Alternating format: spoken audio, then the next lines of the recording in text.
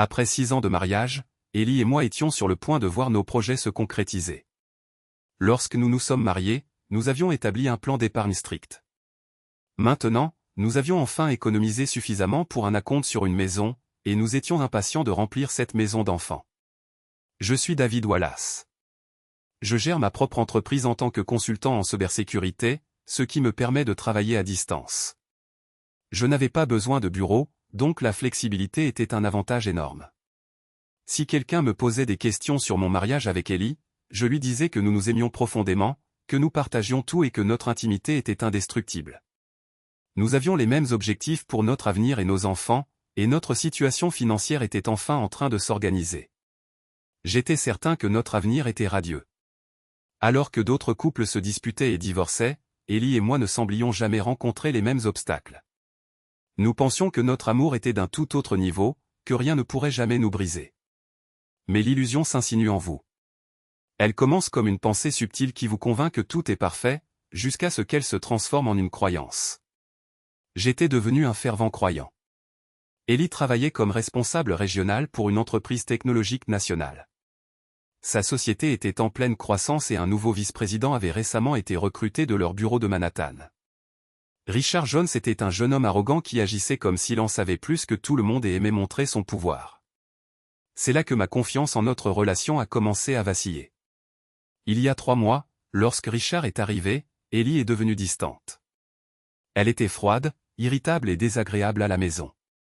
Elle a mis ça sur le compte du stress au travail, mais je ne pouvais pas me défaire du sentiment qu'il y avait quelque chose de plus. J'ai fait de mon mieux pour être un mari patient et compréhensif. Je ramenais des fleurs, organisais des soirées romantiques dans ses endroits préférés et m'assurais d'écouter ses préoccupations. Un soir, alors qu'elle était contrariée, Ellie s'est enfin confiée. Elle s'est plainte de Richard, disant qu'il était un crétin et que sa présence rendait tout le monde nerveux et stressé. J'ai suggéré qu'elle démissionne, mais elle a insisté sur le fait qu'elle ne pouvait pas. Elle avait postulé pour un transfert vers une autre division de l'entreprise, et la maison dont nous rêvions nécessitait de l'argent. Ce n'était pas le bon moment, disait-elle, mais elle était pleine d'espoir. Son expérience avec le logiciel de l'entreprise faisait d'elle une bonne candidate et le siège social l'appréciait. Son travail exigeait qu'elle visite les succursales 3 fois par mois. Elle espérait que le transfert se concrétiserait après quelques voyages supplémentaires, mais 6 semaines et 3 voyages d'affaires plus tard, rien n'avait changé. Le stress à la maison ne faisait qu'augmenter. Ellie a commencé à me traiter plus comme un colocataire que comme un mari. Je lui ai dit à quel point j'étais malheureux, mais elle m'a dit d'être patient. Richard était devenu plus gentil, disait-elle, peut-être que le siège social lui avait dit de se calmer. Elle était optimiste quant à la réalisation prochaine du transfert, mais les choses ne s'amélioraient pas à la maison. Bien qu'elle fît des efforts pour être plus aimable avec moi, je pouvais sentir qu'elle était toujours distante. L'intimité est devenue rare, nous n'avions des relations sexuelles que 2 fois par semaine, et même là, cela ressemblait plus à de la pitié qu'à de la passion. Puis, un vendredi, Ellie a annoncé qu'elle partait en voyage d'affaires en Californie pour 2 nuits avec Richard Jones. Elle a dit qu'elle allait faire pression pour son transfert pendant son séjour. Je n'avais aucune idée à l'époque que le stress qu'elle subissait ne venait pas seulement du travail, mais que c'était parce que Richard la pressurisait pour coucher avec lui. Ellie avait 28 ans, mesurait 170 cm, était mince avec une silhouette magnifique et un visage d'ange. Jusqu'à présent, je n'avais aucune raison de m'inquiéter pour notre mariage, mais une fois que Richard a commencé son comportement prédateur, Ellie l'a rejeté. L'humiliation a blessé son ego et cela n'a fait qu'ajouter plus de stress à sa vie. Ce qui s'est passé ensuite était un acte de harcèlement. Je ne comprendrai jamais pourquoi Ellie ne m'en a pas parlé ou ne l'a pas signalé au RH. Quand les avances de Richard n'ont pas fonctionné, il a changé de tactique. Il a commencé à la complimenter, à flirter et à lui promettre un brillant avenir au sein de l'entreprise si elle jouait le jeu. Après plusieurs dîners et de nombreuses conversations sur son mariage et sa vie personnelle, il a convaincu Ellie d'envisager de coucher avec lui, juste une fois. Il adresse et un tableau de ce que cela pourrait signifier pour son avenir. La pression combinée à son conflit interne l'a poussé à me trahir. Apparemment, la façon dont elle a justifié cette trahison a été de me blâmer, de se présenter comme la victime et de se convaincre que c'était une erreur ponctuelle. Cela lui a permis de cacher sa culpabilité derrière le récit du stress au travail et des défis auxquels elle était confrontée. Cela faisait 2 semaines que nous n'avions eu aucune intimité et, malgré mes efforts, Ellie ne répondait à aucune de mes avances. Je n'ai pas supplié pour une nuit ensemble, mais je lui ai clairement fait comprendre que si les choses ne changeaient pas bientôt, nous serions en grave difficulté. Elle a promis que les choses reviendraient à la normale et a demandé du temps pour régler ses problèmes au travail. Je l'aimais et voulais croire que nous pouvions retrouver ce que nous étions quelques mois auparavant. Je ne savais pas quoi faire, mais je savais que je devais agir.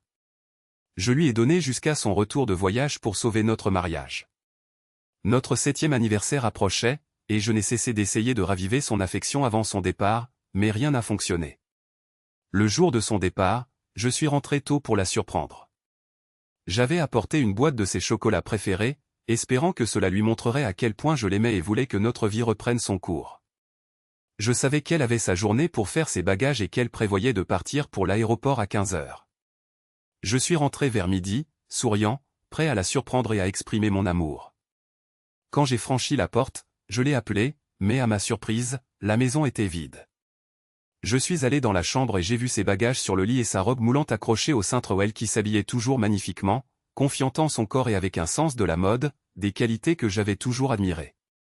J'ai appelé son portable pour savoir où elle était, mais sa réponse a été froide et brève. « Qu'est-ce que tu veux » a-t-elle répondu sèchement, sa voix irritée comme si mon appel était une gêne. J'ai essayé de rester calme. Je voulais juste savoir comment se passait ta journée et ce que tu faisais. Elle a répondu rapidement, je déjeune avec ma sœur, tu sais que je pars pour l'aéroport à 15 heures. Y a-t-il autre chose que tu doives savoir? Son ton m'a choqué. Je lui ai simplement souhaité un bon vol, mais je n'ai pas dit au revoir. Dire au revoir ou lui dire que je l'aimais comme d'habitude. Je me demandais si elle l'avait même remarqué. Blessé et en colère, je me suis assis sur le lit, à côté de son sac soigneusement plié, essayant de comprendre ce qui se passait. La façon dont elle me parlait et me traitait était inacceptable. Ma colère a éclaté alors que je fixais mon téléphone, réalisant que je n'allais pas l'attendre à la maison. J'ai décidé de partir. Au moment où je me suis levé, quelque chose a attiré mon regard, un objet violet dans sa valise ouverte. Je n'avais jamais fouillé auparavant, mais pour une raison quelconque, j'ai plongé la main et en ai sorti un sac en plastique. À l'intérieur, j'ai trouvé une nuisette violette transparente non ouverte, ainsi qu'un ensemble assorti de culottes et de soutien-gorge violet. Il y avait aussi des bas non ouverts et un porte-jartelle. Mon cœur s'est serré en me souvenant qu'elle n'avait pas porté de sous-vêtements pour moi depuis 2 ans. Soudain, j'ai compris, elle avait préparé ça pour quelqu'un d'autre, très probablement Richard. J'ai commencé à inspecter la valise de plus près et j'ai trouvé une boîte de préservatifs glissée dans la poche latérale, encore scellée. Tout est devenu douloureusement clair, la façon dont elle me traitait, le manque d'intimité, son attitude froide. Les choses avaient changé depuis qu'elle avait commencé à voyager avec Richard il y a 3 mois. Je tenais la preuve de son aventure. À cet instant, j'ai su que je ne voulais plus faire partie de ses mensonges ou de sa trahison. Je suis allé à mon bureau, tremblant de colère. J'ai pris une feuille de papier et j'ai écrit, « Ellie, j'espère qu'il appréciera ta lingerie sexy. Maintenant, c'est tout à fait clair pourquoi tu as changé ces derniers mois. Il est évident que tu n'as plus besoin de moi. Ne t'inquiète pas, quand tu rentreras, je serai parti. Tu ne me reverras plus jamais. Je ne t'aurais jamais épousé si j'avais su que tu me trompais, mais comme on dit, on apprend de ses erreurs. La seule bonne chose qui en ressort, c'est que tu ne seras jamais la mère de mes enfants. Je suis content que nous ayons reporté le projet de fonder une famille.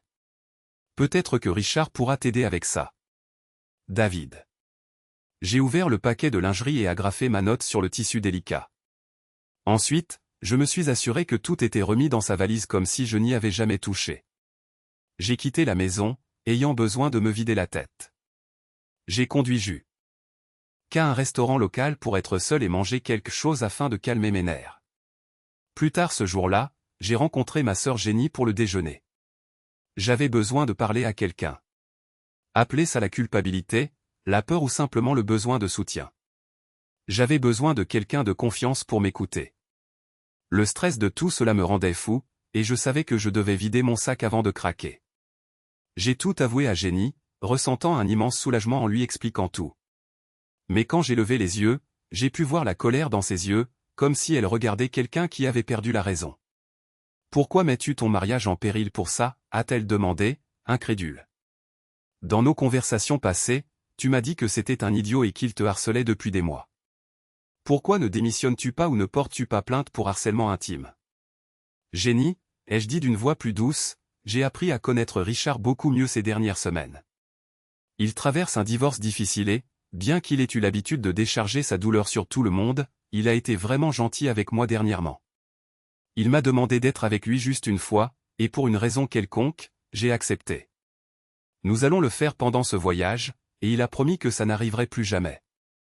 Il a même promis de m'aider à progresser au travail. Le visage de Jenny s'est tordu d'incrédulité. Alors, tu vas tromper David, le gars que tu aimes depuis l'université, pour une éventuelle promotion? Tu réalises qu'il est en train de faire de toi sa maîtresse? Non, ce n'est pas ça, ai-je protesté, sur la défensive. J'ai de la peine pour Richard, il a juste besoin de quelqu'un en ce moment, et David ne saura jamais. Quand je rentrerai, tout reviendra à la normale. J'étais sur le point d'en dire plus, mais mon téléphone a vibré. C'était David. Désolé, David m'appelle, laisse-moi répondre, ai-je dit rapidement, bien que le regard de Jenny brûlât toujours sur moi. J'ai répondu au téléphone avec un soupir, allô, qu'est-ce que tu veux, David? Je déjeune avec ma sœur, tu sais que je pars pour l'aéroport à 15h. Y a-t-il autre chose que tu doives savoir? Sa voix était tendue. Bien, ai-je dit, irrité, en remettant mon téléphone dans mon sac. J'ai levé les yeux et j'ai remarqué que Jenny me regardait avec dégoût. Ellie, tu viens de parler à ton mari comme ça, a-t-elle demandé, la voix pleine d'incrédulité. C'était la chose la plus impolie que j'ai jamais vue. Qu'est-ce qui t'arrive? De quoi tu parles, ai-je rétorqué, sur la défensive. J'ai juste répondu rapidement au téléphone, c'est tout. Jenny a secoué la tête. Non, ce n'est pas ce que tu as fait. Tu as répondu en disant « Qu'est-ce que tu veux ?» Tu sais ce que mon mari ferait si je lui parlais comme ça? Et puis tu as terminé la conversation par « Y a-t-il autre chose que tu doives savoir ?» Pas de au revoir, pas de « je t'aime », pas de « tu me manqueras ». Comment penses-tu qu'il se sente après avoir été traité de la sorte? J'ai figé, le poids de ces mots s'enfonçant en moi. Oh mon Dieu, je n'avais pas réalisé que je lui parlais comme ça. J'ai vraiment dit ça, ai-je demandé, horrifié par la façon dont j'avais agi. Jenny a soupiré profondément. Ellie, je pense que cette liaison que tu es sur le point d'entamer est en train de te brouiller l'esprit. Ça ruine ton mariage. Tu m'as dit que tu étais fatigué que David se plaigne de votre mariage et que tu l'ignorais. Eh bien, il me semble que tu es en train de tout saboter et de décharger ta culpabilité sur le pauvre David. Tu le traites horriblement. J'ai baissé les yeux. Oh mon Dieu, tu as raison. J'ai agi comme une idiote, déchargeant ma frustration sur lui. Je dois le rappeler et m'excuser. Tu veux un peu d'intimité, a demandé Jenny, sa voix douce. Non, ai-je dit, ma main tremblante alors que j'attrapais mon téléphone. Je dois l'appeler. J'ai composé le numéro de David, mais il n'a pas répondu. J'ai réessayé, rien. Il décrochait toujours le téléphone. Il ne répond pas, ai-je dit, la panique montant. Peut-être qu'il est occupé, le visage de Jenny s'est durci. Tu ferais mieux de t'excuser et de te ressaisir, Ellie.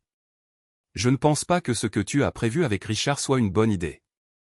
Tu dois arrêter ces bêtises avant de tout gâcher. Toi et David étiez si heureux ensemble, vous aviez même l'intention de fonder une famille.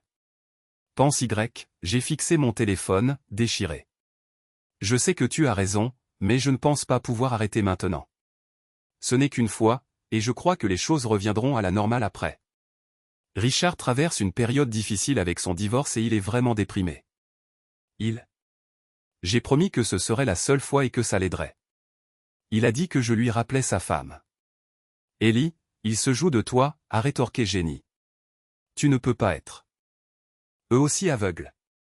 Non, tu te trompes, c'est un homme bon au fond, ai-je défendu, la voix tremblante. Sa femme essaie d'obtenir la garde exclusive de ses enfants et lui rend la vie misérable. Quand il s'est ouvert à moi, j'ai ressenti sa douleur. Un lien s'est créé. J'ai l'impression de devoir faire ça au moins une fois après tout ce que nous avons traversé ensemble. J'ai l'impression de lui devoir ça.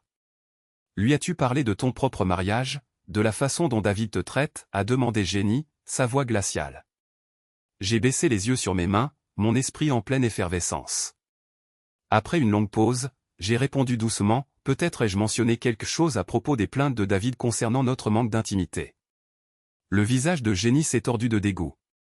Ellie, tu es une idiote, et tu ferais mieux de prier pour que David ne découvre jamais que tu as partagé ton intimité avec un autre homme. Je dois te dire que si David le découvre, ton mariage est fichu. Ne vois-tu pas à quel point tout est bancal, à quel point tu mets tout en péril? Je comprends ce que tu dis, ai-je répondu, la voix tremblante. Et tu as raison, c'est pourquoi ça n'arrivera qu'une seule fois. Je vais arranger les choses quand je reviendrai de ce voyage. Je me rattraperai auprès de lui.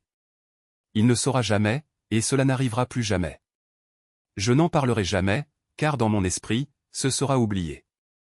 J'ai essayé de me convaincre, mais l'expression de Jenny m'a dit qu'elle n'y croyait pas. Tu es vraiment délirante, a-t-elle dit, la voix teintée de frustration. Tu prévois de passer une nuit avec un autre homme et de croire qu'une fois que ce sera fait, tu l'oublieras simplement? Je te le dis, ça va te changer, ça va changer la façon dont tu penses à ton mari. Rien de bon n'en sortira. S'il te plaît, réfléchis à nouveau. Merci de ton inquiétude, mais je suis une femme adulte, Jenny. Je peux gérer ça. Ce n'est qu'une nuit et ça n'arrivera plus jamais. David ne saura jamais. C'est comme on dit, ce qui ne se sait pas ne fait pas de mal. Jenny secoua la tête, son ton devenant plus pressant. Eh bien, j'espère que tu sais ce que tu fais, mais je veux que tu te souviennes de ce que je te dis, tu fais une grosse erreur. Pense à ça avant de faire quelque chose que tu ne pourras jamais réparer.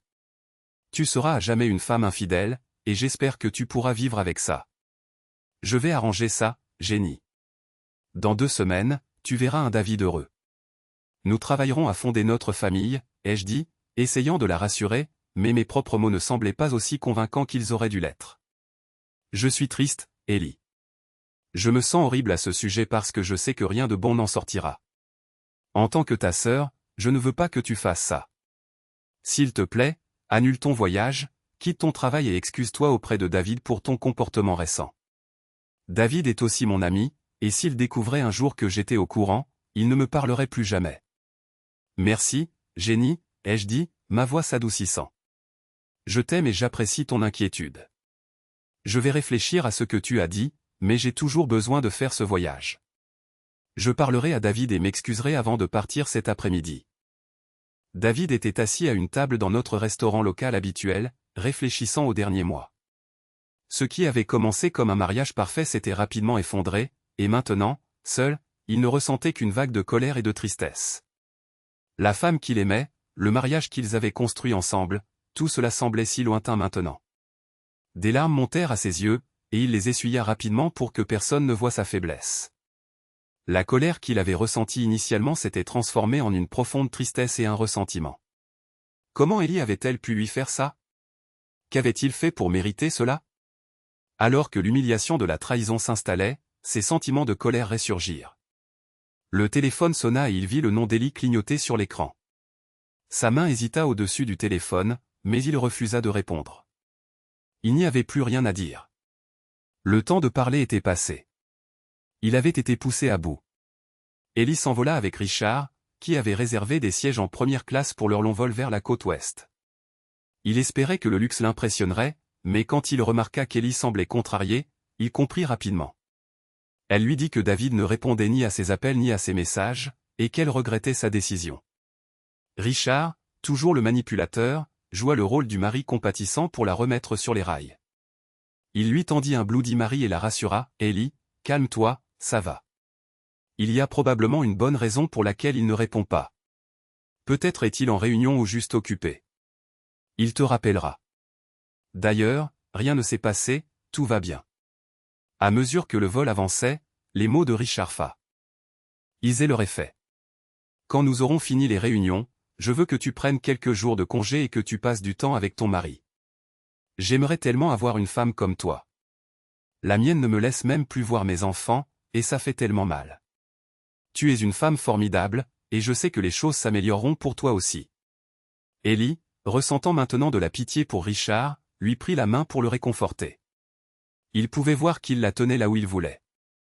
Il avait joué l'homme souffrant à la perfection et elle était maintenant complètement prise dans sa toile. Il savait que lorsqu'elle retournerait auprès de son mari, elle se souviendrait de la nuit passée avec lui, et cela la hanterait toujours. Richard ne la convoitait pas seulement pour le sexe, il aimait le pouvoir de savoir qu'il pouvait prendre une femme à son mari et la renvoyer pleine de culpabilité et de honte. La pensée de rencontrer son mari après l'aventure, sachant qu'il avait souillé sa femme, lui procurait un frisson inégalable. Quand ils arrivèrent à l'hôtel, Ellie fut un peu surprise alors qu'ils marchaient main dans la main vers la réception. Elle était encore sous le choc de ce qui se passait, mais le charme de Richard avait opéré. Il l'avait exactement là où il la voulait. Alors qu'il s'éloignait du comptoir, Ellie regarda Richard avec inquiétude. « Je n'ai pas de chambre, dit-elle, sa voix tremblant légèrement. Richard sourit d'un air rassurant. « Ellie, nous en avons parlé. Toi et moi serons ensemble pendant ce voyage, et ensuite ce sera fini. Profite simplement de cette expérience unique, comme nous nous l'avons promis. » « Je pensais que tu avais dit que ce ne serait qu'une seule fois, » répondit Ellie, l'incertitude s'insinuant dans sa voix. « Détends-toi, » répondit Richard, sa voix douce et assurée. « Ce n'est qu'un voyage, pas juste une fois, jusqu'à ce que nous rentrions à la maison, tu es. Ma chérie, fais comme si tu étais ma femme et je te promets de te traiter comme la princesse que tu mérites d'être. Personne ne le saura et cela restera notre secret pour toujours. » Ils s'enregistrèrent dans la chambre et le cœur d'Ellie se serra en voyant le lit king size au centre de la pièce. Pour la première fois depuis son mariage, elle était sur le point de partager un lit avec un autre homme. Une vague de culpabilité l'envahit, mais elle fut rapidement remplacée par une montée inattendue d'excitation. Alors qu'elle luttait pour comprendre ses émotions, elle sortit sur le balcon pour prendre l'air, ayant besoin d'un moment pour se vider l'esprit. Richard, remarquant sa détresse, la suivit. Il se tint à ses côtés, contemplant l'océan Pacifique. « N'est-ce pas relaxant ?» demanda-t-il, un sourire en coin. « J'ai réservé cette chambre parce que je savais que tu adorerais la vue sur l'océan. » Ellie hocha la tête, les larmes aux yeux. « Oui, c'est magnifique. » Richard se tourna vers elle, sa main levant doucement son menton.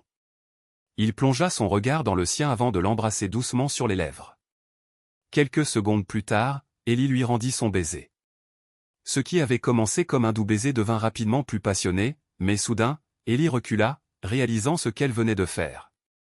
Richard sourit, sachant qu'il progressait. Il n'était pas pressé, il était confiant qu'à la fin de la nuit, elle serait entièrement à lui.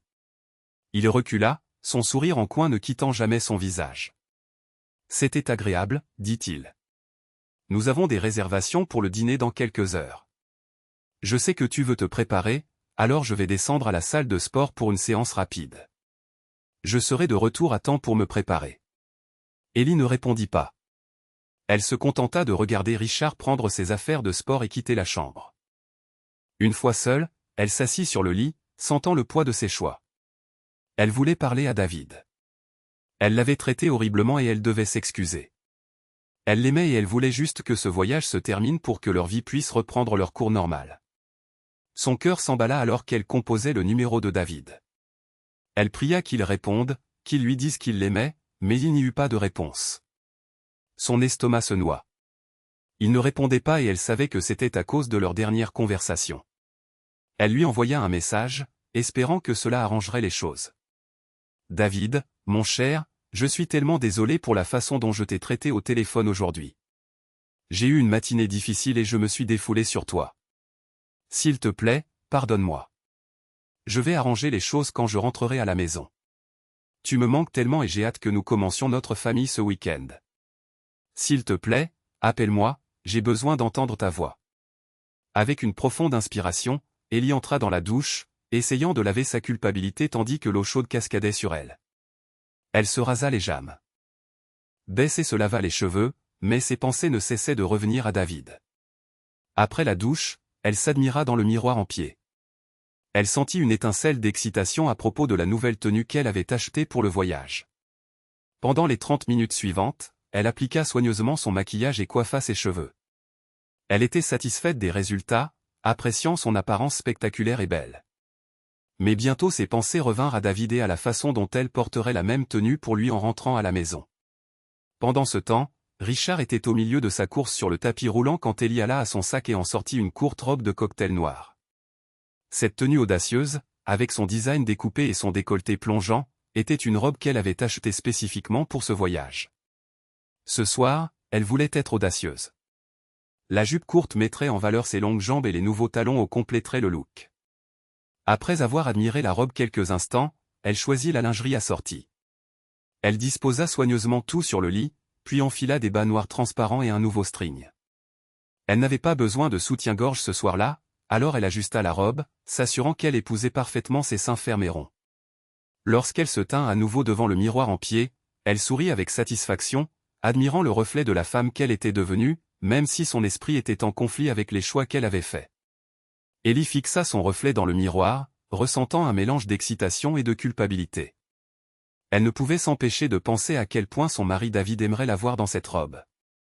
La pensée d'être dans ses bras, de lui faire l'amour tendrement en rentrant chez elle, la remplit de désir. Mais alors qu'elle était perdue dans cette fantaisie, elle jeta un coup d'œil à sa montre et réalisa que Richard serait bientôt de retour. Elle devait se ressaisir. Elle commença à ranger, remettant la lingerie qu'elle avait prévu de porter ce soir-là dans le placard pour pouvoir se changer après le dîner. Alors qu'elle ramassait le paquet Victoria's Secret, quelque chose d'étrange attira son attention. Le paquet était déjà ouvert. Elle regarda de plus près et vit un morceau de papier attaché à la lingerie. Son cœur manqua un battement alors que la confusion et la curiosité commençaient à s'emparer d'elle. Déballant les articles délicats, elle vit un mot manuscrit épinglé à la lingerie coûteuse. Le pouls d'Ellie s'accéléra en lisant le mot et un frisson profond la parcourut. Son cœur s'arrêta net alors que la réalité la frappait de plein fouet. Elle se figea, incapable de bouger, alors que le poids total de ses actions s'abattait sur elle. Les larmes lui montèrent aux yeux et elle s'effondra sur le sol, son corps secoué par la force de ses sanglots. La culpabilité, la confusion, l'horreur, c'était trop. En panique, elle saisit son téléphone, désespérée de réparer le gâchis qu'elle avait créé. Ses mains tremblaient alors qu'elle composait le numéro de David, mais cela tomba directement sur la messagerie vocale. Sa voix, à peine un murmure, laissa un message tremblant, « David, j'ai reçu ta note. Rien ne s'est passé, mon cher. Je n'ai jamais rien fait, s'il te plaît, pardonne-moi. C'était une stupide erreur et je t'aime. S'il te plaît, rappelle-moi, j'ai besoin d'entendre ta voix. Je suis tellement désolé, rien ne s'est passé, s'il te plaît, crois-moi. » Elle laissa plusieurs messages textuels, implorant son pardon, mais aucune réponse ne vint. Assise dans le grand fauteuil à côté du lit, elle se balançait d'avant en arrière, perdue dans le regret. Lorsque Richard entra dans la pièce, il vit immédiatement le désarroi émotionnel sur son visage et il sut que quelque chose avait changé. « Qu'est-ce qui ne va pas, ma chérie ?» demanda-t-il, feignant l'inquiétude. Ellie leva les yeux vers lui, sa voix acerbe. « Ne m'appelle pas comme ça. Je ne suis pas ta chérie. À cause de toi, j'ai peut-être ruiné mon mariage. Tu m'as. Je me suis retrouvé là-dedans et maintenant j'ai tout perdu. » Richard jeta un coup d'œil à la note sur le lit, qu'Ellie lui montrait du doigt, et un sourire suffisant se dessina sur son visage. Il la lut rapidement, ressentant une profonde satisfaction. Son sens tordu du pouvoir monta en flèche quand il réalisa qu'il avait fait exactement ce qu'il voulait, il avait complètement trompé son mari. Ce n'était pas la première fois qu'il manipulait une femme de cette manière. Il jouait à ce jeu depuis des années, utilisant son charme pour détruire des mariages et semer le chaos dans des vies.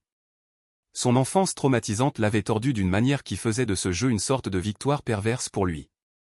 Prendre une femme, puis la renvoyer à son mari, était la forme ultime de domination. Peu importait s'il l'avait eue, il avait déjà gagné en lui faisant croire qu'elle avait trahi son mariage. Cependant, Ellie n'était plus intéressée à jouer le jeu de Richard. Dans un accès de frustration, elle enleva ses talons et sa robe devant lui, ignorant complètement sa présence. Richard, s'attendant à ce qu'elle vienne à lui, se leva avec empressement, se débarrassant de son pantalon, pensant qu'elle tomberait dans son piège. Mais quand Ellie le vit attendre, elle ne fit que rire amèrement, « Tu es fou si tu crois que je te toucherai encore un jour. Je dois rentrer chez moi et arranger ce désordre avec mon mari. » Le visage de Richard se tordit de colère quand il réalisa qu'elle n'allait pas faire ce qu'il attendait. Son ton devint dur et venimeux, « Est-ce ma faute? C'est toi qui as accepté cela. Tu as quitté ton mari et choisi de coucher avec moi. Je ne t'ai jamais forcé. Regarde la tenue que tu as portée pour notre nuit spéciale. Tu m'as pratiquement supplié pour ça. Si tu aimais vraiment ton mari, tu n'aurais jamais accepté de devenir mon jouet pour le week-end. » Ellie resta debout, les poings serrés de rage, « Comment oses-tu me parler comme ça? Tu n'es rien d'autre qu'un salaud méprisable. tu as ruiné mon mariage et maintenant je n'ai aucune idée de comment le réparer. Je hais ce que tu m'as fait. La colère de Richard s'enflamma alors qu'il répliquait, bien sûr, c'est ma faute. Ce baiser que tu m'as donné il y a 1 heure dit tout. Tu as adoré ça, tu en voulais plus, tu voulais que je te ravise, que je chamboule ton monde. Avoue-le. Ellie fut abasourdie par son éclat, mais ses mots se mirent à torturer son esprit. Richard continua, avoue-le, tu es comme toutes les autres femmes, tu veux t'amuser en secret et la seule chose qui compte, c'est de ne pas te faire prendre. Mais maintenant que tu as été prise, tu blâmes l'homme qui t'a séduite. Eh bien, princesse, tu as eu exactement ce que tu voulais. Les mots de Richard la transpercèrent comme une lame, tu n'aurais jamais dû me laisser te séduire, t'emmener faire un voyage à travers le pays et accepter de passer une nuit avec moi. Si tu aimais vraiment ton mari, tu n'aurais pas partagé une chambre avec moi, et encore moins couché avec moi. Mais tu dois vraiment l'aimer, n'est-ce pas? Je n'ose pas imaginer ce que tu ferais si tu n'aimais pas ce pauvre type.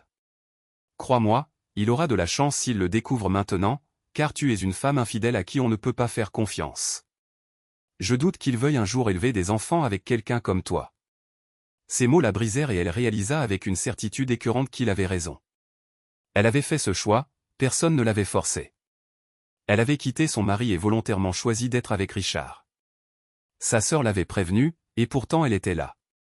Le poids de son remords et de sa culpabilité était insupportable. Elle fit rapidement ses valises, désespérée de s'échapper pour rentrer chez elle et dire à David combien elle l'aimait et que rien ne s'était passé, elle devait réparer les dégâts. Mais lorsqu'elle appela le concierge pour réserver un vol de retour, elle fut frappée par d'autres mauvaises nouvelles, il n'y avait pas de place disponible ce soir-là, elle était coincée à San Diego jusqu'au matin. Alors qu'elle tentait de trouver une autre solution, le concierge, remarquant sa détresse, lui proposa de l'aider à réserver une chambre pour la nuit. Ellie tendit sa carte de crédit, espérant au moins pouvoir se reposer jusqu'à son retour à la maison. Mais quand le concierge revint avec la clé, le cœur d'Ellie se serra, « Désolé, Madame Wallace, votre carte a été refusée. En avez-vous une autre ?» Le cœur d'Ellie s'effondra alors qu'elle essayait une autre carte, seulement pour faire face au même résultat. Sa panique grandit alors que la réalisation la frappait, David avait annulé leur carte de crédit conjointe. Elle ne pouvait même pas obtenir une chambre. Ne voulant pas retourner dans la chambre de Richard, Ellie décida qu'elle préférerait rester éveillée toute la nuit à attendre le vol du matin. Sans autre option, elle ravala sa fierté et appela sa sœur, Jenny. « Je suis coincée », sanglota-t-elle au téléphone. « J'aurais dû t'écouter, mais je ne l'ai pas fait. David a découvert mon voyage et il m'a laissé une note disant qu'il en avait fini. Je suis coincée ici et il ne répond pas à mes appels. Il a annulé nos cartes et maintenant je ne peux même pas avoir une chambre. Peux-tu s'il te plaît m'aider? Je te rembourserai quand je rentrerai. » La voix de Jenny était sèche mais concernée. « Ellie, tu es censée être la plus intelligente. Je n'arrive pas à y croire, mais bien sûr que je vais t'aider. Ne t'inquiète pas, je m'en occupe. » 1 heure plus tard, Jenny rappela, « Je t'ai trouvé une chambre. Tu pourras prendre un vol pour rentrer demain. » Mais Ellie, penses-tu que David te pardonnera? La voix d'Ellie trembla alors qu'elle répondait, « Je ne sais pas. Je lui ai laissé tellement de messages en lui disant que rien ne s'était passé, mais il n'a pas répondu. » Bonne chance, dit Jenny doucement. Le fait qu'il savait ce que tu préparais avant même que tu partes ne s'annonce pas bien. Continue d'essayer de le joindre et supplie son pardon si tu le veux vraiment de retour. Pendant ce temps, David vivait un cauchemar personnel. Il n'était pas sûr qu'Ellie ait réellement couché avec Richard, mais peu importait. Elle l'avait prévu, et c'était suffisant pour lui. Elle prétendait l'aimer, mais elle était partie avec un autre homme, ayant pleinement l'intention de le trahir. Il n'avait aucune intention de fonder une famille avec une femme comme ça et il n'était pas sur le point de rester marié à elle. Il éteignit son téléphone et quitta leur appartement le lendemain, se rendant à Austin, au Texas, où il commença à chercher de nouvelles opportunités. Son cœur était douloureux, mais pour la première fois depuis des mois, il ne se sentait pas complètement perdu. Il changea son statut en « célibataire » et posta une photo sur les réseaux sociaux, une image d'un couple infidèle qu'il avait créé à l'aide de l'intelligence artificielle, montrant Richard et Ellie se tenant la main. Sa légende disait « Ellie S.N. Elle aime Richard Jones, elle m'a quitté et c'est fini, le divorce est déposé. Je m'en sortirai mieux. » Lorsqu'il a consulté son téléphone, des dizaines d'amis avaient commenté, choqués par sa révélation. Plusieurs femmes avaient exprimé leur tristesse face à sa perte et lui avaient proposé de parler. Pour la première fois depuis longtemps, David se sentait désiré. Il réalisa que sa vie n'était pas finie à cause de la trahison de sa femme. Dans sa quête de tourner la page, David découvrit davantage sur Richard. Contrairement à ce que Richard avait laissé croire à Ellie, il n'était pas en instance de divorce. En fait, Richard était toujours marié et avait des enfants. Mais son véritable plaisir venait de sa capacité à s'attaquer à des femmes vulnérables, à les séduire et à faire de leur mari des cocus. Richard aimait regarder les mariages s'effondrer et il se délectait du pouvoir que cela lui donnait. Ellie fut stupéfaite lorsqu'elle apprit la vérité sur Richard. Tout ce qu'il lui avait raconté sur sa vie, sur son divorce, n'était qu'un mensonge. En assemblant les pièces du puzzle, elle réalisa à quel point il avait été manipulateur. Furieuse, elle s'assura que sa femme découvre leur liaison et exposa la manière dont il avait harcelé des femmes au travail. Ellie savait qu'il y aurait bientôt des bouleversements dans la vie de Richard, le drame des tribunaux de divorce et tout ce pourquoi il avait travaillé s'écroulerait bientôt. Le jour de la procédure de divorce, David devait comparaître devant le tribunal. La juge fut furieuse lorsqu'elle constata que David ne s'était pas présenté. Elle se tourna vers son avocat, Joshua Wills, exigeant de savoir où il était. « Je l'ignore, votre honneur, mais je suis sûr qu'il sera bientôt là, » répondit Joshua, sa voix ferme malgré la tension dans la pièce. La juge ordonna une suspension de 15 minutes, avertissant Joshua que si David ne comparaissait pas, il serait reconnu coupable d'outrage au tribunal. Joshua appela immédiatement David, mais il devint clair que David n'avait aucune intention d'assister à l'audience. Il prétendit être bloqué dans les embouteillages, mais la juge n'y crut pas.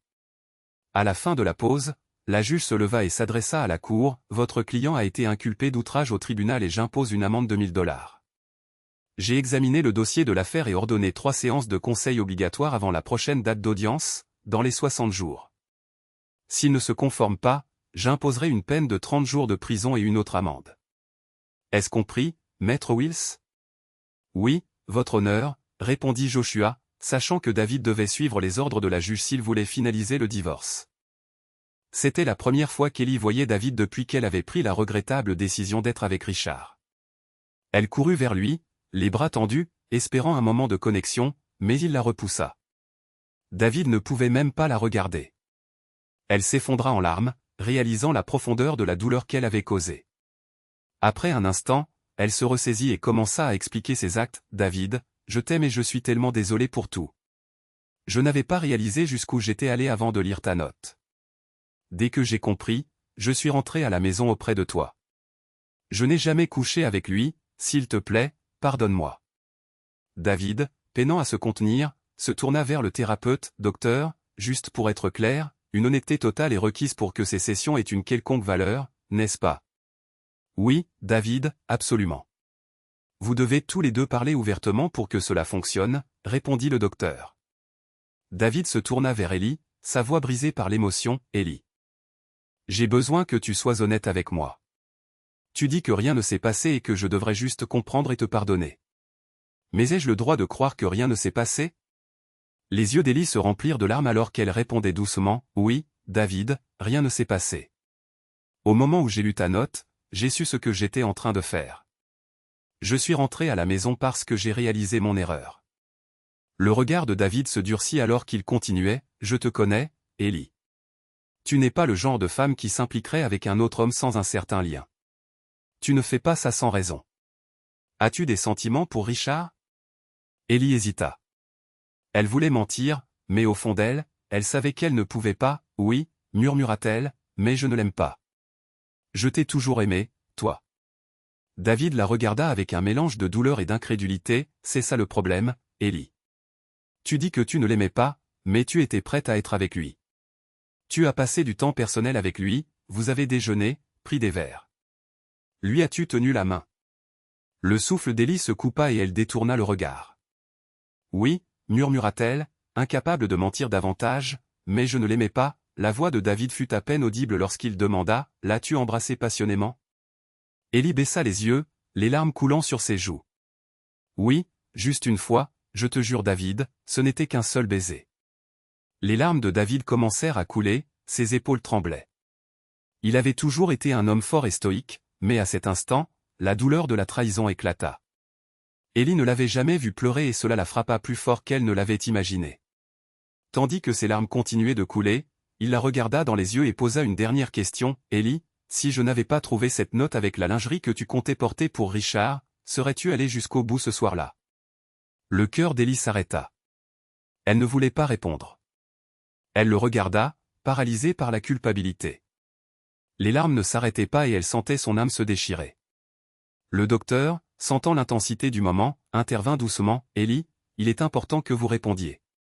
Vous êtes en sécurité ici, s'il vous plaît, ne vous retenez pas. » La question de David planait dans l'air et le cœur d'Ellie se serrait.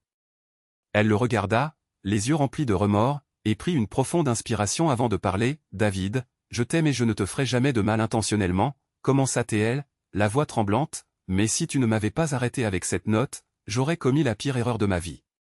J'aurais couché avec lui. Mais tu m'as sauvé, et pour cela, je te suis éternellement reconnaissante.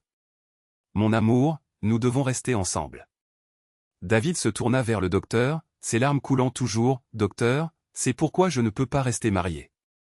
Vous voyez, elle avait de sérieuses intentions de coucher avec lui. L'acte lui-même n'a pas d'importance. L'intention est tout ce qui compte dans mon esprit. Si elle y a pensé une fois, je sais qu'elle le referait dans les bonnes circonstances, et je ne peux pas vivre avec ça planant au-dessus de ma tête pour le reste de nos années ensemble. Je me demanderai toujours si elle le voulait encore ou si elle préparait une autre rencontre. Non, elle y a mis fin quand elle a. » Sachant pertinemment ce qu'elle allait faire, la voix de David devint plus ferme, mais la douleur dans ses mots était indéniable. « Je ne peux pas. Je ne peux pas vivre dans un mariage où je me demanderai toujours si elle me trompera encore. Ce n'est pas la vie que je veux. » David a suivi les séances de thérapie, accomplissant tout ce qui lui était demandé. 3 mois plus tard, le divorce fut prononcé, mais même alors, Ellie n'abandonna pas. Elle l'appelait constamment, le suppliant d'arrêter le divorce et de donner une autre chance à leur mariage. Son père, sa sœur et ses amis l'appelaient tous, le suppliant de lui pardonner. Ils insistaient sur le fait qu'il était stupide, qu'Ellie n'avait pas couché avec Richard et avait fait une erreur. Ils lui disaient qu'il était puéril de ne pas prendre ses responsabilités et de ne pas lui pardonner. David tenta d'expliquer ses sentiments à chacun d'eux, mais personne ne semblait comprendre. Il était épuisé par leur pression constante et, finalement, il craqua. « Allez au diable, leur dit-il à tous, et ne me parlez plus jamais. » Il quitta la ville, acceptant des emplois contractuels à travers le pays, coupant tous les ponts. Les appels d'Ellie continuèrent, mais finalement David dut bloquer son numéro. Il espérait qu'avec le temps, elle apprendrait de ses actions et resterait fidèle dans ses futures relations. Près d'1 an s'était écoulé, mais David n'avait pas oublié Richard. Il travaillait toujours à travers le pays, sans attache à un domicile permanent, et comme il l'avait fait auparavant, il échafauda un plan de vengeance. Avant de partir, David avait configuré une connexion par ligne commutée à son Internet domestique, lui donnant accès à l'ordinateur d'Ellie. Il savait qu'elle se connectait souvent au VPN de son entreprise pour soumettre des rapports. Il profita du manque de mesures de sécurité sur son ordinateur portable et accéda à son système à distance pendant qu'elle était connectée au réseau de l'entreprise. David ne put s'empêcher de sourire devant la facilité de tout cela. Il faut aimer le personnel de support paresseux qui se soucie plus de faciliter leur travail que de la sécurité, pensa-t-il. Il ouvrit rapidement son courriel et rédigea un message pour Richard, y intégrant un rootkit dans un lien qu'il était sûr que Richard ouvrirait. Le courriel était conçu pour l'attirer avec un message simple, « Richard, jette un œil à ça et dis-moi ce que tu en penses. » Incapable de résister, Richard cliqua sur le lien, activant le logiciel malveillant qui infiltra rapidement chaque serveur auquel Richard avait accès. Tout ce que Richard vit fut un message d'erreur, exactement comme David l'avait prévu. Le prédateur avait mordu à l'hameçon, et David avait maintenant accès aux systèmes internes de l'entreprise. David effaça toutes les traces indiquant que le courriel provenait d'Ellie, nettoyant les journaux d'accès à distance sur son ordinateur portable. Lorsque les enquêtes commencèrent, aucune preuve de l'incident ne put être trouvée, et le personnel informatique l'a probablement négligé parmi leurs préoccupations plus urgentes. Une semaine plus tard, David mit son plan en œuvre. Utilisant un VPN et des serveurs distants dans 8 pays, il installa des programmes sur le serveur principal de l'entreprise de Richard. En quelques heures, il avait obtenu l'accès à leurs fichiers les plus sensibles, rapports financiers, données RH, conception d'ingénierie et même des conceptions presque brevetées d'une valeur de millions pour l'entreprise. Mais David n'en avait pas fini. Pour sa propre satisfaction, il décida de s'amuser un peu avec Richard. Via l'ordinateur de travail de Richard, il l'inscrivit à des sites pour adultes, sachant que cela ne ferait qu'ajouter de l'huile sur le feu lorsque le service informatique découvrirait inévitablement l'activité inhabituelle sur son compte. David, utilisant la carte de crédit et les coordonnées bancaires de Richard à son insu, accéda à des plateformes du Deep Web. Il enregistra les informations de Richard et créa un programme pour détourner les messages de ces sites vers un fichier caché auquel seul David pouvait accéder. Dans ce cache secret, David téléchargea des dizaines d'images et de vidéos troublantes, ainsi que des tableaux confidentiels de l'entreprise et des documents d'ingénierie. Au cours du mois suivant, David lança son plan, commençant par une opération secrète. Utilisant l'email professionnel de Richard, David envoya les documents sensibles à des concurrents et se renseigna sur les virements de paiement vers le compte de Richard. Il supprima méticuleusement les emails envoyés, pensant avoir effacé toutes les traces. Comme beaucoup de novices, Richard croyait que la suppression de fichiers et données masquerait ses traces. Cependant, une simple enquête révélerait tout à partir de son ordinateur. Pour aggraver les choses, David commença à envoyer les photos illicites à des lignes d'information cybernétiques surveillées par le FBI. En une semaine, plus de 100 images incriminantes furent signalées. Au même moment, David orchestra une autre partie de son plan.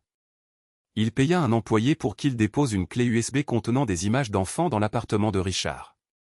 En 2 jours, l'appareil fut placé, assurant que Richard ferait face aux conséquences. Tout au long de ce processus, David fut prudent, utilisant des VPN, des serveurs distants et ses connaissances en cybersécurité pour ne laisser aucune trace de son implication. 10 jours plus tard, lors d'une réunion avec le président de l'entreprise, 6 agents du FBI firent irruption dans le bureau de Richard. La scène était surréaliste alors que les agents faisaient irruption, armes au poing, criant « FBI ». Tout le bureau se figea de peur, regardant sous le choc. « Nous avons un mandat d'arrêt contre Richard Jones et un accès complet au serveur de votre entreprise. Nous sommes au courant de crimes fédéraux et vous allez nous emmener immédiatement à votre service informatique, » dit l'un des agents, sa voix empreinte d'autorité. Le président, agacé, conduisit les agents au service informatique et, malgré ses objections, le FBI saisit les serveurs de l'entreprise et toutes les données, entraînant de fait la fermeture de l'entreprise. Alors que la nouvelle se répandait, les concurrents saisirent l'occasion, contactant les clients de l'entreprise. Les actions de Richard, avec l'aide de David, mirent l'entreprise à genoux. Il fut licencié et poursuivi en justice. L'affaire fédérale de Richard devint une sensation nationale. L'entreprise pour laquelle il travaillait fut confrontée à une grave crise qui pourrait mener à son effondrement. Le scandale brisa la réputation de l'entreprise et fit de Richard une honte nationale. Il fut reconnu coupable de 200 chefs d'accusation de possession d'images d'enfants, de fraude électronique, d'espionnage industriel, de vol fédéral et d'extorsion. Sa peine, un minimum de 25 ans de prison, dont 20 ans pour bonne conduite. Sa femme divorça de lui et ses enfants coupèrent tous les ponts. Il perdit tout, simplement parce qu'il avait essayé de tromper la mauvaise personne.